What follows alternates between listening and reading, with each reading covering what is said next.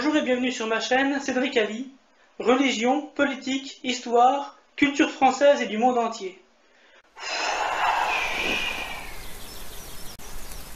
Revue de presse de l'UPR, semaine du 23 au 29 avril 2018. À la une cette semaine, la diplomatie française en une image. La visite de M. Macron à Washington n'aura été qu'une suite de faux pas et d'humiliations, que les médias français ont tenté de dissimuler, tandis que cette visite d'État a été un sujet d'hilarité pour les Américains et le reste du monde.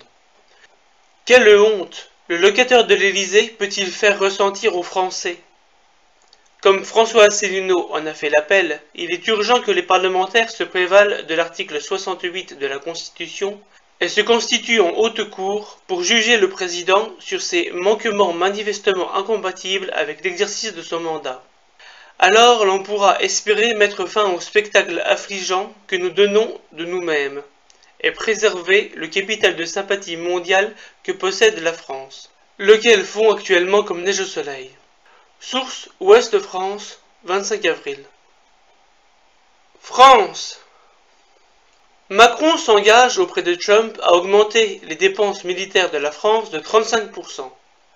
L'augmentation française des dépenses militaires permettra d'atteindre l'objectif de 2% qui est demandé aux membres de l'OTAN. Source Daily Caller, 23 avril. La rigueur budgétaire imposée par notre appartenance à la zone euro a fortement dégradé l'état de nos armées, qui auraient même besoin d'une augmentation plus substantielle de l'ordre de 3% du PIB. L'annonce de cette mesure à la Maison-Blanche est un symbole supplémentaire de vassalité plutôt qu'un symbole de puissance et de souveraineté. Gardez votre or, je garde ma puissance. Une part importante de ces dépenses alimentera le complexe militaro-industriel américain, en raison des normes de l'OTAN que nous sommes tenus de respecter. Les comptes de campagne d'Emmanuel Macron révèlent d'intrigantes ristournes. Selon la Commission nationale des comptes de campagne et de financement politique, CNCCFP, le candidat Macron a bénéficié de très généreuses ristournes, dont une remise de 100% sur son premier meeting, fort opportune alors que le jeune mouvement En Marche commençait tout juste à récolter des dons. Source Huffington Post, 28 avril. C'est un deux poids deux mesures évident. Alors que l'équipe de campagne de François Asselineau devait justifier des achats de cacahuètes, photos à l'appui, pour le dossier de la CNCCFP, dans une démocratie normalement constituée, une fraude si manifeste et si monumentale de la part du candidat Macron devrait être une cause d'invalidation de son élection. Meeting ristourné de la mutualité du candidat Macron en 2017. Marion Maréchal Le Pen, le coût astronomique de son académie. L'Académie de sciences politiques de Marion Maréchal Le Pen ouvrira à la rentrée prochaine à Lyon. Le lancement de cette académie nécessite d'importants moyens financiers. 100 000 € par an pour les seuls coûts de location. Source Lyon Mag, 23 avril. Tout comme sa tante, Marion Maréchal Le Pen a été adoubée par ses parents américains en février dernier. La nouvelle héritière présomptive de la SARL Le Pen, promue en permanence par les médias, dispose maintenant de moyens financiers considérables pour ouvrir cette nouvelle école. Aucun journaliste ne semble être intéressé sur l'origine des fonds à l'heure où le FN traverse pourtant une période difficile. Le nombre de banquiers millionnaires va atteindre un nouveau pic en France. BNP Paribas, Société Générale et Natixis comptent une centaine de banquiers dont la rémunération au titre de 2017 en France est supérieure à 1 million d'euros. C'est le nombre le plus élevé en 4 ans. Source Les Échos, 24 avril. C'est un contraste étonnant et détonnant entre ce monde virtuel de la haute finance et le monde du travail, qui subit la déflation salariale imposée par notre appartenance à la zone euro. Le sauvetage des banques après la crise de 2008 a libéré les inhibitions. Les spéculateurs peuvent prendre des risques démesurés afin d'accumuler les profits tout en sachant que l'État sera là pour rattraper les pertes. Il serait urgent de procéder à la séparation entre les banques de dépôt et les banques d'affaires, avant que la plus grosse bulle financière n'explose. Il conviendra également de renationaliser toutes les banques recapitalisées par l'État. l'UPR franchit le cap des 31 000 adhérents. Marc, résidant à Brest, est le 31e adhérent. Source UPR 23 avril. Élection territoriale en Polynésie, l'UPR multiplie par 2 son score. Avec 1,15% des suffrages, c'est aussi 2,5 fois le nombre de voix obtenues aux législatives de juin 2017. Jérôme Gazior était à la tête de la liste Dignité et Bonheur, sur ce territoire qui est hors de l'Union européenne, hors de l'euro et hors de l'OTAN. Source UPR 23 avril. France, la dictature en marche. Macron. Avec Trump, nous constituerons à la création d'un ordre mondial du XXIe siècle pour le bien de nos concitoyens. Déclaration en américain du président ce mercredi au Congrès américain. Source BFM TV 25 avril. Comme pour son prédécesseur, Nicolas Sarkozy, que signifie pour Macron l'ordre mondial qu'il appelle de ses vœux?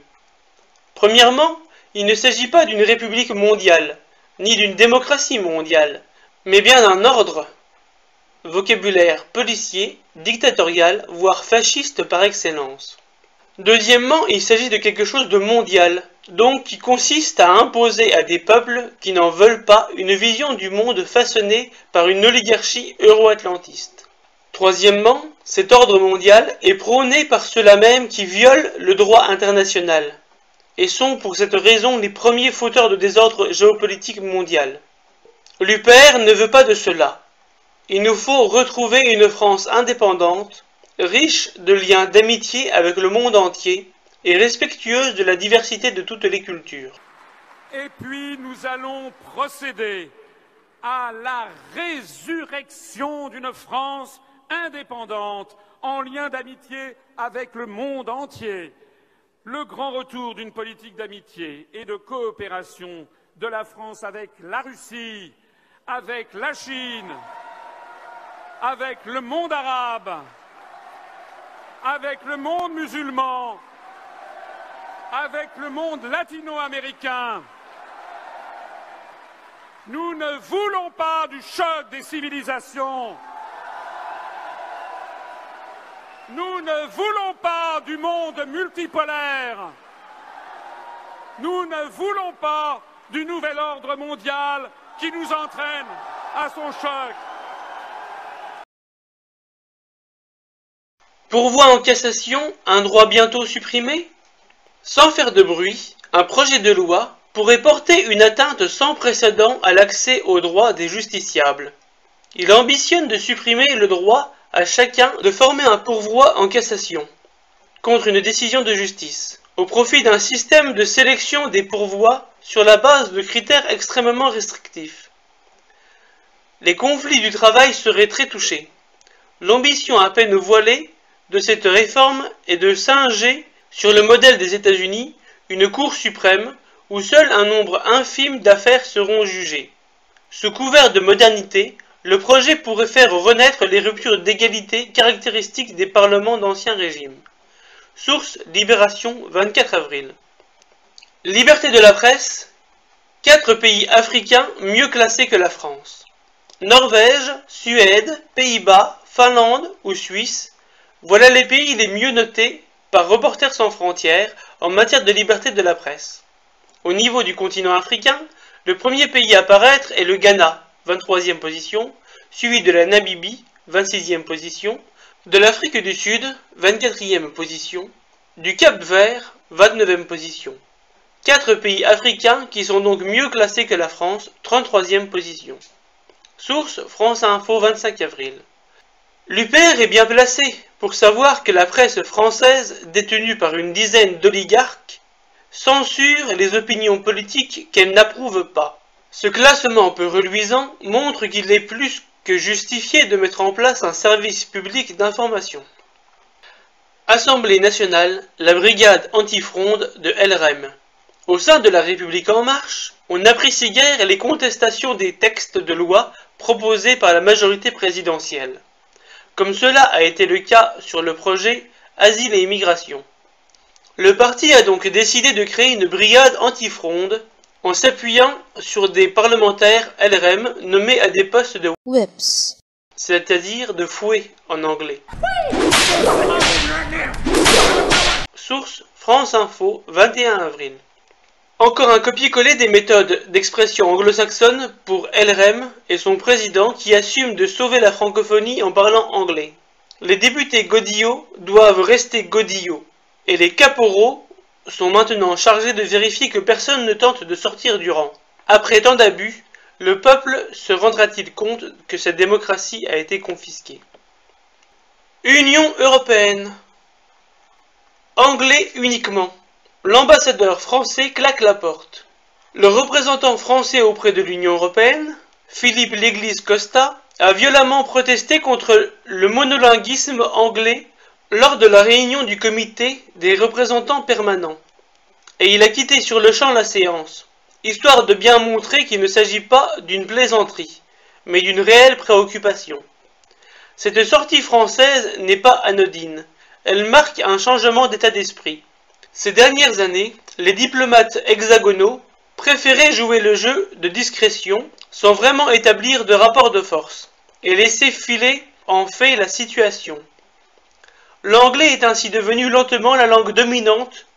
Les violations des règles écrites et les règles non écrites étaient devenues si courantes qu'elles ont instauré une certaine tradition. Source Bruxelles 2, 26 avril. Après les démissions de Macron sur la francophonie, cela fait plaisir de voir qu'il y a encore des serviteurs de l'État qui ont encore à cœur de défendre la langue française. Si la diplomatie française était cohérente, elle devrait claquer définitivement la porte de l'Union européenne, qui méprise le français pour se tourner davantage vers le monde, et notamment africain, où sa langue est en forte croissance. Par ailleurs, quelles vont être les conséquences pour ce courageux diplomate qui est manifestement en opposition sur ce sujet avec le président de la République qui parle globish lors de chaque voyage international? Philippe Léglise-Costa, défenseur de la langue française dans les institutions européennes. La valeur forte de l'euro contrarie la BCE. Un euro fort a des répercussions sur les exportations et diminue la compétitivité des entreprises de la zone euro. La France devrait être particulièrement touchée car ses exportations sont plus sensibles à la variation de l'euro. La BCE ne devrait donc pas terminer sa politique d'assouplissement monétaire avant la fin de 2019 afin de ne pas favoriser un euro trop fort. Source Le Temps, 24 avril. La France n'a plus les manettes de sa politique monétaire et la hausse de l'euro est un poison mortel pour son économie, car c'est une perte de compétitivité massive qui génère du chômage. Taxation du numérique, la France en colère face à la mollesse de l'Europe. Bruno Le Maire a été très dur face à ses homologues de l'Union européenne qui exprimaient des réticences sur la taxation du numérique, incarnant une démonstration de force. Source L'Express, 28 avril. Plus qu'une démonstration de force, cela revient plutôt à un aveu d'impuissance, car Bruno Le Maire ne peut faire semblant de découvrir que, sur ce sujet comme sur d'autres, la France ne prend plus seule ses décisions. En dépit de son coup de poing sur la table, il semble que l'on s'achemine vers une réforme bien timide. Bobard, l'Union européenne met sous pression les réseaux sociaux. Bruxelles a mis jeudi sous pression les réseaux sociaux et les plateformes telles que Facebook et Twitter pour qu'ils luttent davantage contre la désinformation en ligne, n'excluant pas de proposer à la fin de 2018 des mesures réglementaires, si nécessaire. L'exécutif européen, qui est aussi législatif, propose ainsi de soutenir la création d'un réseau indépendant de vérificateurs de faits et une série de mesures visant à stimuler un journalisme de qualité et à promouvoir l'éducation des médias. Source Romandie, 26 avril. La pieuvre Union européenne, au bord de l'explosion, veut mettre en place la censure et les bourrages de crâne. En matière de bobards, on a récemment eu deux exemples frappants dans les médias sur l'affaire Skripal et le gaz Novichok, ou encore l'utilisation de gaz chimiques par la Syrie en 2013 et 2017. Alors que ce sont justement ces bobards qui ont justifié une nouvelle intervention militaire illégale de la France. L'Union européenne va faciliter l'accès aux données et leur réutilisation. La Commission européenne annonce une série de mesures sur l'accès aux données et leur réutilisation dans les pays de l'Union européenne. Les données de santé des citoyens pourront désormais être partagées entre les pays. La Commission mettra aussi en place une table ronde pour discuter du partage de données entre le secteur privé et les gouvernements. Source Big Data, 26 avril. La pieuvre Union européenne a de la patience. Il y a 2 ans, elle sortait une directive stipulant que la libre circulation des données à caractère personnel au sein de l'Union n'est ni limitée ni interdite. Elle met maintenant ses menaces à exécution. Elle saura tout des citoyens et pourra les surveiller et les contrôler à loisir. Les données personnelles, patiemment recueillies, pourront tranquillement être transférées vers le grand frère américain, où serviront les intérêts des réseaux d'influence qui pullulent à Bruxelles. Europe Écologie. Le Parlement européen s'apprête à voter des règles moins strictes sur le bio. Des traces de pesticides dans les produits bio, jusqu'ici, c'était interdit. Mais un nouveau règlement, plus permissif, a été voté ce jeudi par le Parlement européen, permettant de tolérer des contaminations pendant le transport. Source RTBF, 26 avril. Les agriculteurs bio peuvent enfin vendre leurs semences paysannes. Les eurodéputés viennent d'autoriser les agriculteurs bio à vendre leurs propres semences. Jusqu'ici, seules celles enregistrées dans un cahier officiel pouvaient être vendues. Or, elles sont en majorité détenues par des multinationales comme Monsanto. Résultat, 75% des aliments de la planète proviennent de seulement 12 espèces végétales et 5 animales. On dirait qu'il y a une ouverture pour les semences paysannes, mais en réalité, c'est qu'il s'agit surtout d'une ouverture pour les multinationales. Elles pourront déposer des mélanges brevetés moins homogènes, comme de nouveaux OGM, moins supporter les contraintes de l'inscription au cahier officiel, et peut-être échapper à la réglementation OGM, comme elle l'espère, prévient Patrick Kochko. Source Novetic, 26 avril. Le Mexique remporte la bataille du fromage face à l'Union européenne. Le manchego espagnol est un fromage qui utilise le lait d'une race de brebis venant de la province de la Mancha et qui a besoin de plus de 2 mois pour sa production. Le manchego, produit au Mexique, est fait à partir du lait de vache et n'a besoin que d'1 semaine environ pour sa fabrication. Avec l'accord conclu entre l'Union européenne et le Mexique, la contrefaçon mexicaine va pouvoir être exportée en gardant l'appellation, ce qui constitue un coût terrible pour les producteurs espagnols. Source Euractiv, 24 avril. Comme d'habitude, l'Union européenne négocie des accords globaux qui ne peuvent pas défendre les intérêts divergents des pays. Il y aura toujours des perdants et des sacrifiés. Cette fois-ci, ce sont les producteurs espagnols qui sont les victimes de cette politique commerciale ultralibérale. L'Union européenne bannit 3 nicotinoïdes. Les États membres de l'Union européenne ont pris cette décision à la majorité qualifiée. Par contre, cette bonne nouvelle est à contrebalancer. Je ne suis pas soulagé du tout par cette décision aujourd'hui de suppression des nicotinoïdes, pour laquelle nous nous battons depuis 20 ans, car les 3 substances interdites ont été remplacées par d'autres pires encore, notamment le thiaclopride, et le massacre des abeilles continue, a avancé José Nadan, secrétaire du syndicat des apiculteurs professionnels de Bretagne et membre de la Fédération française des apiculteurs professionnels. Source Le Point, 27 avril. L'interdiction a été votée à la majorité qualifiée. Que se serait-il passé si seule une majorité simple d'États, et non pas qualifiée, avait voté l'interdiction? Dans ce cas, la Commission européenne aurait eu le dernier mot, qui est généralement en faveur des multinationales et des lobbies. Dans tous les cas, une France sortie de l'Union européenne aurait pu prendre la même décision, mais plus tôt, sans avoir à en référer aux États voisins. Et j'ajoute personnellement que quand j'ai vu cette information à la télévision, dans le journal, j'ai remarqué qu'ils ont dit que c'était un vote de la Commission européenne. Ce qui m'a paru très bizarre puisqu'il n'y a pas de vote à la Commission européenne. C'est pas comme ça que ça fonctionne. Et donc en fait oui, c'est pas la Commission européenne qui a voté la suppression des 3 nicotinoïdes, mais c'est bien les États membres. Donc une erreur du journal. Et comme je l'avais suspecté, car je l'avais remarqué quand j'avais fait ma vidéo sur les produits alimentaires sur l'huile, eh bien ces 3 nicotinoïdes ont été supprimés parce qu'ils ont été déjà remplacés. C'est pas la santé publique qui a été le facteur déclencheur de la suppression, mais juste parce que c'était has-been pour l'industrie alimentaire.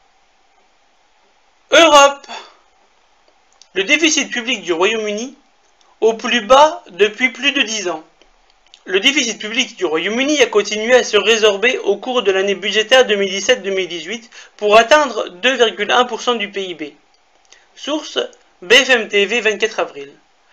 Malgré les campagnes de désinformation sur les médias de masse français, la situation au Royaume-Uni est plus que satisfaisante. Airbus et Dassault Aviation développent ensemble le futur avion de combat franco-allemand.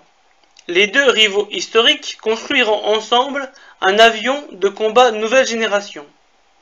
Source France Soir 26 avril.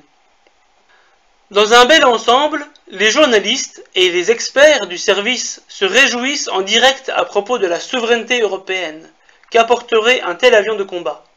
Bien entendu, il n'a pas été question de la souveraineté française.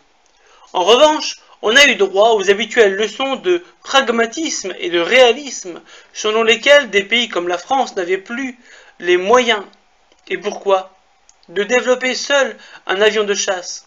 Sans compter le risque de connaître à nouveau l'échec de l'avion européen A400M. Une bourde à 28 milliards d'euros pour Deutsche Bank. Une erreur s'est produite lors d'un virement de routine opéré par Deutsche Bank vers la chambre des compensations. Un virement d'un montant tout de même supérieur à la capitalisation boursière de l'établissement. Cette bourde intervient aussi alors que la directrice en charge de l'informatique et des infrastructures, Kim Hammonds, a annoncé son départ. Elle aussi avait déjà jeté un pavé dans la mare en déclarant que Deutsche Bank était la société la plus dysfonctionnelle sur laquelle elle avait jamais travaillé. Source L'Écho, 20 avril. Les milliards ont-ils encore un sens pour la haute finance? République arabe syrienne. L'État islamique a la tête d'un pactole de 3 milliards d'euros. Depuis sa constitution en État, il y a 3 ans, Daesh a exploité tous les territoires sur lesquels il était installé en Irak et en Syrie. Trafic de drogue, kidnapping, commerce sexuel, exploitation des ressources pétrolières et gazières, esclavage, etc. lui aurait permis d'amasser un pactole de plus de 3 milliards d'euros. Source L'Express, 25 avril. Bref, on ferait mieux d'appeler ça mafia islamique plutôt que État islamique. Financement du terrorisme, Lafarge aurait renseigné l'État français sur ses versements. Les renseignements français auraient reçu des informations sur la localisation des troupes djihadistes et auraient été également au courant des transactions financières entre Lafarge et l'État islamique. Source Le Figaro, 23 avril. L'histoire jugera probablement très durement le rôle de la France dans la crise syrienne. Par exemple, la France qui a armé des groupes rebelles syriens. Par exemple, les pilotes de la coalition occidentale qui avaient ordre de ne pas bombarder les groupes terroristes. Et il y a toujours la question soigneusement évitée par les médias sur qui a créé Al-Qaïda et Daesh. Ici, nous vois-tu, nous on marche et nous on tue, nous on crève. Monde. L'Inde envisage à son tour des mesures de rétorsion douanière contre les États-Unis. L'Inde demande aux États-Unis les mêmes exemptions de tarifs douaniers sur l'acier et l'aluminium que celles qu'ont obtenues d'autres partenaires commerciaux de Washington. En cas de refus, elle pourrait à son tour taxer les produits américains. Source RT 23 avril. L'Inde a déjà adopté des mesures protectionnistes, principalement pour se protéger de la concurrence chinoise. Malgré la musique libre-échangiste que l'on entend dans les médias dominants, le protectionnisme n'est pas mal. C'est au contraire la possibilité qu'a un pays souverain de protéger certains domaines clés de son économie. Il faudrait pouvoir mettre en œuvre en France un protectionnisme mesuré et intelligent. Mais cela n'est pas possible dans le cadre de l'Union européenne. Une question de Patrice Prigent. Bonjour Monsieur Gallois, je suis vendeur en ligne, notamment en dropshipping. Est-ce que la sortie de l'Union européenne pourrait se traduire par des droits de douane et des prix plus élevés à l'importation? Alors, encore une fois, ça dépend des secteurs. Comme je vous l'ai dit, l'UPR veut faire un protectionnisme dit intelligent. Typiquement, si vous importez des produits qui ne sont pas du tout produits en France, qui n'existent pas en France, on va pas être complètement stupide et mettre des droits de douane énormes dessus ou mettre des droits de douane tout court. L'idée est que s'il y a une production naissante en France ou s'il y a une industrie qu'on veut relancer, là on mettra des droits de douane pour permettre à l'industrie naissante ou renaissante en France de se développer. Donc je ne peux pas répondre oui ou non, tout dépend de ce que vous importez. Donc il y a pas de règle. L'idée d'un protectionnisme intelligent, c'est de pouvoir s'ajuster selon le pays qui est en face, s'il respecte ou non les mêmes normes sociales et environnementales, et pas seulement le pays, mais également le secteur, selon si c'est des produits agricoles, si c'est du produit textile, du produit industriel pur et dur. Donc il y aura évidemment un ajustement à chaque fois, et c'est d'ailleurs ce qui est fait en Suisse. Je vais prendre un exemple de protectionnisme. En Suisse, vous savez qu'au niveau agricole, ils mettent des quotas et des droits de douane complètement prohibitifs tant que la production suisse n'est pas écoulée, et ils baissent les quotas à partir du moment où justement les produits suisses sont écoulés. C'est une gestion au cas par cas, et de ce que je sache, quand on parlait de mesures de rétorsion tout à l'heure, la France n'a pas de mesures de rétorsion vis-à-vis de la Suisse, de même que l'Allemagne n'en a pas, ou d'autres pays du monde. C'est un protectionnisme intelligent, c'est ce que font les Suisses, un pays de 8 millions d'habitants. Je ne vois pas pourquoi la France ne pourrait pas le faire. Victoire de la droite néolibérale à l'élection présidentielle au Paraguay. Le candidat conservateur du parti Colorado, Mario Abdo Benitez, a réussi à l'emporter sur son concurrent Efraín Alegre, 46,4% contre 42,7%. Fils de l'ancien bras droit du dictateur Stroessner, ayant fait ses études aux États-Unis, il va poursuivre la politique d'austérité lancée par son prédécesseur, Horacio Cortés. Ce dernier, arrivé au pouvoir en 2013 à la suite d'un coup d'État parlementaire qui avait destitué le président en exercice en 2012, a vainement tenté en 2017 de faire modifier la Constitution, limitant à un seul le nombre de mandats présidentiels. De nombreuses manifestations populaires l'en ont finalement empêché. Source Le Monde, 23 avril. Le résultat de cette élection confirme le large virage conservateur que prend l'Amérique latine depuis 2010 et le recul du bolivarisme, programme nationaliste de redistribution sociale moins aligné sur les intérêts de Washington. Le retour aux politiques néolibérales correspond à la réapparition préoccupante de la pauvreté, voire de la faim sur ce continent. Le Groenland pourrait devenir la 3e réserve mondiale d'uranium. Non, le Groenland pourrait devenir la 3e réserve mondiale d'uranium. Le Groenland recèlerait la 2e réserve mondiale de terres rares. Ces métaux sont indispensables pour fabriquer des batteries de voitures, des éoliennes et des smartphones. L'un d'eux, le dysprosium, est concentré sur la pointe sud et représente le premier gisement mondial. Les terres rares sont relativement imbriquées avec de l'uranium.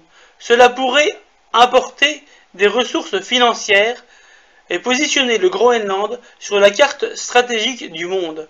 Le territoire deviendrait alors la 3e réserve mondiale d'uranium. Source Le Temps, 25 avril. Des enjeux énergétiques et géopolitiques apparaissent en toile de fond sur un territoire qui prépare son indépendance par rapport au royaume du Danemark. Autour de la Méditerranée, les agrumes risquent de disparaître. Après avoir décimé la quasi-totalité des orangers de Floride, affecté la Californie et le Brésil, la maladie du dragon jaune, mortelle pour les agrumes et sans traitement existant, menace aujourd'hui le pourtour méditerranéen. On a déjà repéré l'insecte vecteur, le psylle asiatique, de la péninsule arabique. Cet insecte suceur se nourrit de sève. En piquant un arbre, il transmet la bactérie et en retour bloque le canal par où transite la sève. Les feuilles jaunissent, les fruits se déforment. L'arbre étouffe et meurt plus ou moins vite, selon les pays et les conditions climatiques. Source: Nice Matin, 25 avril. Fête du citron à Menton. Macron propose d'être un médiateur entre la Chine et le Dalaï Lama. Le président français, qui lui aussi se prend pour un océan de sagesse, s'est proposé pour résoudre la crise au Tibet. Mercredi, lors de sa visite d'État à Washington, Emmanuel Macron a toutefois écarté l'idée d'une rencontre en France, afin d'éviter une crise avec la Chine. Il a rappelé qu'il avait rencontré le Dalaï Lama pendant la campagne électorale française. Source: Europe 1, 25 avril. Après avoir bien montré sa soumission à l'occasion des frappes en Syrie, le vassal Macron se propose, depuis les États-Unis, de servir d'intermédiaire entre l'agent américain et prix Nobel de la paix Dalaï Lama pour la nouvelle guerre froide qui commence entre la Chine et les États-Unis. Quelle présomption de penser qu'il peut faire plier la Chine, d'autant plus que sa crédibilité internationale est maintenant fortement entachée. Lors de la dernière visite du Dalaï Lama en France, ce dernier avait fait l'éloge de la prétendue construction européenne. Et la rencontre avec Macron avait été fortement médiatisée, donnant au candidat de l'oligarchie un nouveau prétexte à une présence médiatique. Je crois que Greg Tadbibian, de la chaîne Je suis pas content, va pouvoir s'en faire son nectar. Mais il y a une vraie dimension mystique, parce que au-dessus de ce Macron-Bouddha, on va l'appeler Macron-Bouddha, à peu près, alors c'est comme Raptor Jésus, mais sauf que lui, il est président. Réglementation ITAR. États-Unis, ses amis qui ne veulent pas du bien à la France. Les États-Unis ont mis un veto à l'exportation du scalp en Égypte, en raison de la présence de certains composants américains dans le missile de croisière. Si un système d'armes contient au moins un composant américain, sous le régime de la réglementation américaine ITAR, International Traffic in Arms Regulations, les États-Unis ont le pouvoir d'en interdire la vente à l'export à un pays tiers. Or, beaucoup de sociétés françaises et européennes intègrent des composants américains, notamment électroniques, dans de nombreux matériels, tout particulièrement dans les domaines aéronautique et spatial. Source: La Tribune, 23 avril. C'est clairement une atteinte à la souveraineté de la France, pourtant l'allié servile des États-Unis. Et il ne faut pas attendre que cette servilité soit récompensée. Au contraire, il s'agit d'empêcher que la France puisse émerger de nouveau et menacer les intérêts américains, comme elle l'avait fait du temps de De Gaulle ou même de Jacques Chirac. La France ne le sait pas, mais nous sommes en guerre avec l'Amérique. C'est une guerre inconnue, une guerre permanente, sans mort apparemment, et pourtant une guerre à mort, confié François Mitterrand à Georges-Marc Benamou dans ses mémoires. Diverses. Critiquer, les GAFA musclent leur réseau d'influence. Abus de position dominante, collecte massive de données, transparence. Alors que le business model des GAFA, Google, Apple, Facebook, Amazon et autres, Twitter, etc., est remis en question, les montants dépensés en lobby ont grimpé en flèche depuis un an. Google est le champion en la matière avec 5,02 millions de dollars dépensés au cours du premier trimestre 2018, plus 43%. Source: La Tribune, 24 avril. Dans un autre temps, au lieu d'utiliser le terme de lobby, on aurait utilisé les termes de corruption, de conflit d'intérêts, de trafic d'influence.